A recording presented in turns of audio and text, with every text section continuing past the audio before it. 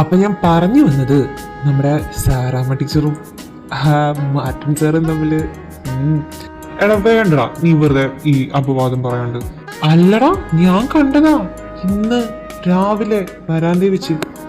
അല്ല, അഭി അങ്ങനെ പറയണമെന്നുണ്ടെങ്കിൽ എന്തെങ്കിലും കാര്യം ഉണ്ടാവും. ഹായ് ശരി, ഇപ്പൊ നീയും അവന് വക്കാലത്തായോ? നിങ്ങളൊക്കെ നീ എന്താ ആലോചിച്ച് നിക്കണേ? ഞാൻ അല്ലടാ, നമ്മളന്ന് അബിയുടെ ചേച്ചിയുടെ കല്യാണത്തിന് പോയപ്പോ ലേയുടെ വീട്ടിൽ പോയില്ലേ? ആ അതിന് അല്ല, ഇനിയിപ്പൊ അന്ന് അവളുടെ അമ്മയുടെ കാലി വീണ അനുഗ്രഹം വാങ്ങാത്തോണ്ടായിരിക്കോ അവൾ എന്നെ മൈൻഡ് ചെയ്യാത്ത? എന്താണ് നീ എന്ത് ദുഷ്ടനാ?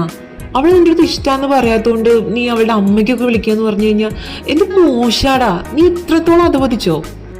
അതെ അതെ, അത് ഭയങ്കര മോശമായി. എന്നാലും വിക്കി അത് വേണ്ടായിരുന്നു.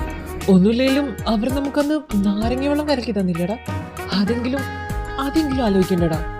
നന്ദിയോടാ നീ ചെയ്തത്. എന്താടാ നിങ്ങൾക്കൊന്നും വയ്യേ?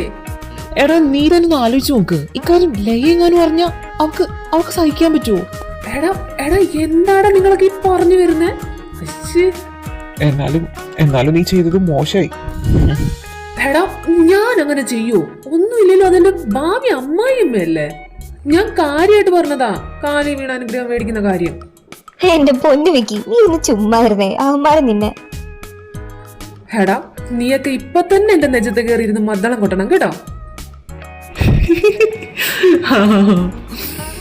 അത് പിന്നെ നിന്നതുപോലെ കാറ്റുപോയ ബലൂൺ പോലെ കിട്ടണമെങ്കിൽ കുറച്ച് പാടാ. അപ്പൊ പിന്നെ കിട്ടുമ്പോ അങ്ങ് അറുമാദിക്കും അല്ലേ? അത് പിന്നെ ചോദിക്കാനുണ്ടോടാ കുട്ട, ശീലതായി പോയില്ലേ? എങ്കിൽ പിന്നെ ചേട്ടന്മാരങ്ങ് അറുമാദിക്കും. എപ്പോഴെങ്കിലും കിട്ടണ അവസരല്ലേ, പാഴാക്കണ്ട. ഓ ആയിക്കോട്ടെ, സന്തോഷം. എടാ നമുക്കിന്ന് ഈവനിങ് ഒന്ന് പുറത്തു പോയാലോ എല്ലാവർക്കും കൂടെ? പോവാം.